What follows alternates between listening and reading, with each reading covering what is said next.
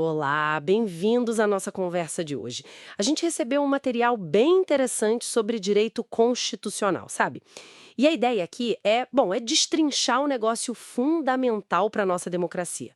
Como é que as leis são feitas no Brasil? Parece complicado, né? Um monte de etapa, vai e volta, mas entender isso é chave. Exatamente. É o chamado processo legislativo. Tá lá na Constituição Federal, sabe? Principalmente entre os artigos 59 e 69. E olha, conhecer essas regras não é só coisa de livro. É entender de onde vêm as leis que a gente segue, se elas são válidas mesmo. Se errarem nesse caminho aí, a lei toda pode cair, viu? Por inconstitucionalidade formal, que chama. Ah, entendi. Quer dizer, não basta a ideia da lei ser boa, o jeito de fazer tem que ser o correto. A receita do bolo, né? E essa receita começa lá na Constituição de 88. O artigo 59 já lista os tipos de bolo, os tipos de norma, certo? Isso mesmo. Ali a gente encontra as emendas à Constituição, leis complementares, leis ordinárias, tem também leis delegadas, medidas provisórias, decretos legislativos e as resoluções. Cada uma delas tem um porquê, uma função, e o mais importante aqui para a nossa conversa, cada uma tem um jeito de ser feita, um processo diferente, com exigências próprias para ser aprovada. E nesse jogo todo tem uma peça central: o sistema bicameral. Câmara dos Deputados de um lado, Senado Federal do outro. Às vezes a gente pensa, poxa, por que duas casas? Não deixa tudo mais demorado? É, pode parecer, mas a lógica por trás é, na verdade, buscar mais qualidade para a lei. A ideia é ter mais debate, mais reflexão, sabe? A Câmara representa o povo, proporcionalmente. Já o Senado representa os estados e o Distrito Federal, todo mundo igual. Então, quando uma proposta passa pelas duas casas, ela é analisada por óticas diferentes que se completam. Hum. Busca-se um equilíbrio maior, mais legitimidade. A maioria das leis importantes precisa dessa dupla checagem. É tipo um controle de qualidade dentro do próprio Congresso. Faz sentido. Um filtro duplo, então. Legal.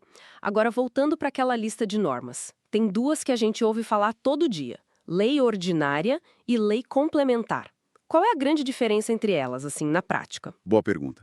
As leis ordinárias, ou LOs, são as mais comuns. Elas cuidam da maior parte dos assuntos do dia a dia legislativo mesmo. Para aprovar uma LO, precisa de maioria simples. Maioria simples. O que é isso exatamente? É mais da metade dos parlamentares que estão presentes na sessão de votação. Mas tem um detalhe: precisa ter um número mínimo de gente presente para a sessão valer, que é a maioria absoluta dos membros da casa. Então, se tiver o mínimo, basta a maioria dos que votaram. Ah, tá. E as complementares? Você disse que são especiais. Isso, as leis complementares, as LCs, são diferentes. Elas não tratam de qualquer assunto. A própria Constituição diz, olha, para regular isso aqui, precisa ser por lei complementar. Coisas importantes, tipo normas gerais sobre impostos ou como se organiza o Ministério Público, a Defensoria Pública. Entendi. São temas mais estruturantes, digamos assim. Exato. E essa importância toda se reflete no jeito de aprovar. Aqui está o ponto interessante. Para aprovar uma LC, não basta maioria simples, precisa de maioria absoluta. Maioria absoluta. Relembra pra gente. Maioria absoluta é mais da metade de todos os membros da Casa. Não só dos presentes na sessão, mas do total de deputados e do total de senadores. Tem que ter mais da metade do total de cadeiras votando sim. Nossa, bem mais difícil então. Bem mais. Isso força um consenso muito maior no Congresso para mexer nessas regras mais sensíveis, sabe? Garante mais estabilidade para essas áreas. Por isso que, nos assuntos delas, as LCs têm uma posição eh, especial em relação às leis ordinárias. Entendi. Exige mais acordo para temas mais delicados. Ok. E se a gente quiser mudar a regra mais importante de todas? A própria Constituição. Aí que entram as emendas, né? Precisamente, as emendas à Constituição, as ECs, elas são o jeito de atualizar, de reformar a Constituição. E como mexer na Constituição é algo muito sério, o processo é ainda mais rigoroso. Imagino. Como funciona? Primeiro, não é qualquer um que pode propor. A iniciativa é restrita. Precisa de, no mínimo, um terço dos deputados ou um terço dos senadores, ou o presidente da República, ou então mais da metade das assembleias legislativas dos estados se manifestando. Já começa difícil. Sim, e para aprovar, Aí o sarrafo sobe mais ainda. Precisa do voto de 3/5 dos membros de cada casa, da Câmara e do Senado. E não é uma votação só. Ah, não. Não. São 2 turnos de votação em cada casa. Ou seja, vota na Câmara uma vez. Precisa de 3/5. Depois vota de novo, mais 3/5. Aí vai para o Senado. Vota lá, 3/5. Vota de novo, 3/5. Uau. 3/5 em 2 turnos em cada casa. Realmente quiseram blindar a Constituição. A ideia é essa: dar estabilidade para o texto fundamental, evitar mudanças por maiorias ocasionais. Claríssimo. Bom, pensando agora no caminho normal de uma lei, desde a ideia até ela valer. Quais são as grandes fases desse processo? A gente pode dividir didaticamente em algumas fases principais. Começa com a iniciativa, né? Alguém que pode, pela Constituição, apresenta o projeto de lei. Pode ser um deputado, um senador, o presidente, o STF em alguns casos, até cidadãos através da iniciativa popular. Certo, a ideia inicial. E depois? Depois vem a fase que a gente chama de constitutiva. É o coração do processo. Aqui acontece a discussão e a deliberação. O projeto passa pelas comissões. Ah, as comissões, a gente já fala delas. Sim, passa pelas comissões e depois vai para o plenário, para votação geral, nas 2 casas. Primeiro na casa onde começou, a iniciadora, depois na outra, a revisora, se for aprovado nas 2. Aí vai para o presidente. Exato. Aí entra a fase de deliberação executiva. O presidente da República vai analisar o projeto aprovado pelo Congresso. Ele pode concordar e aí ele sanciona a lei. É o sim do presidente. Ou ele pode discordar. Ou ele pode discordar. Aí ele veta. O veto pode ser sobre a lei inteira ou só sobre uma parte dela. É um não do presidente. Mas atenção, esse veto não é a palavra final. Ah, não. Não. O veto volta para o Congresso Nacional, que se reúne em sessão conjunta, Câmara e Senado, para analisar os motivos do veto. E o Congresso pode derrubar o veto do presidente. Para isso, precisa do voto da maioria absoluta dos deputados e da maioria absoluta dos senadores. Entendi. O Congresso pode dar a palavra final sobre o veto. E depois disso? Acabou? Quase. Aí vem a última fase, a complementar.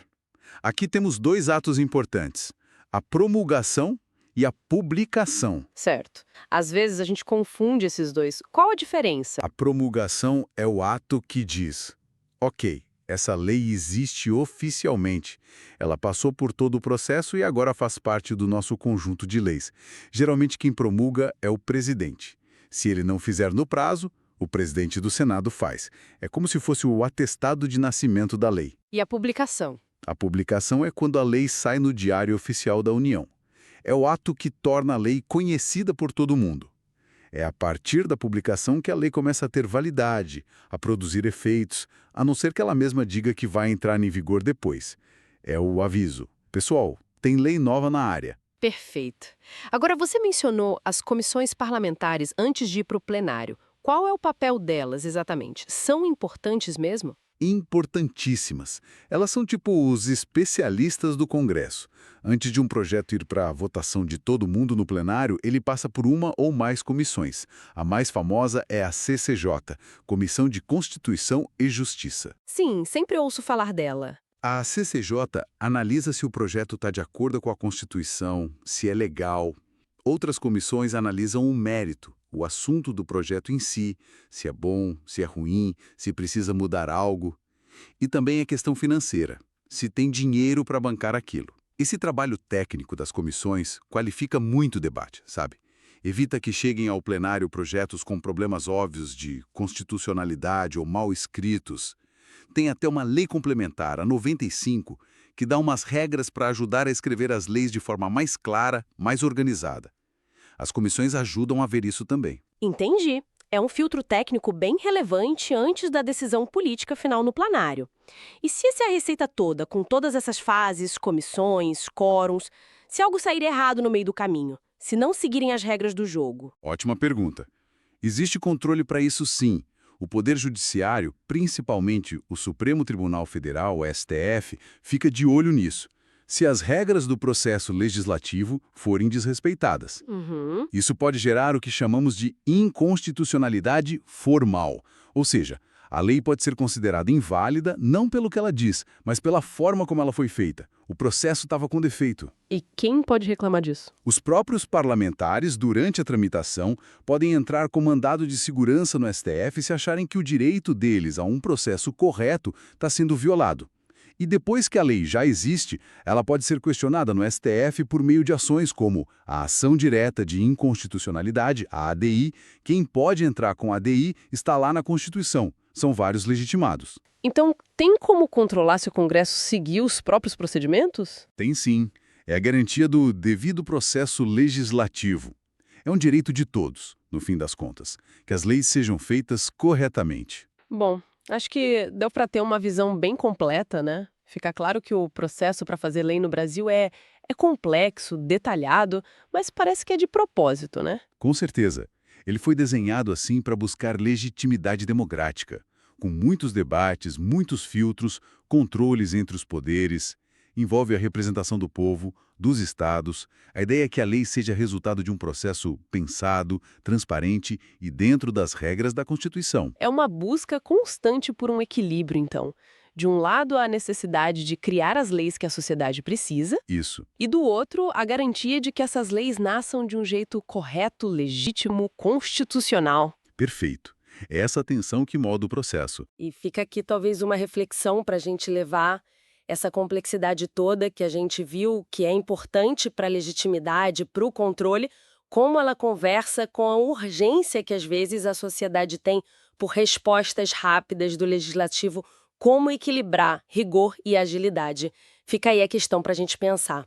Por hoje é isso, muito obrigada pela conversa, foi ótimo. E eu que agradeço. Sempre bom discutir esses temas. E para quem nos ouve, esperamos que essa análise tenha ajudado a clarear um pouco esse caminho das leis. Até a próxima.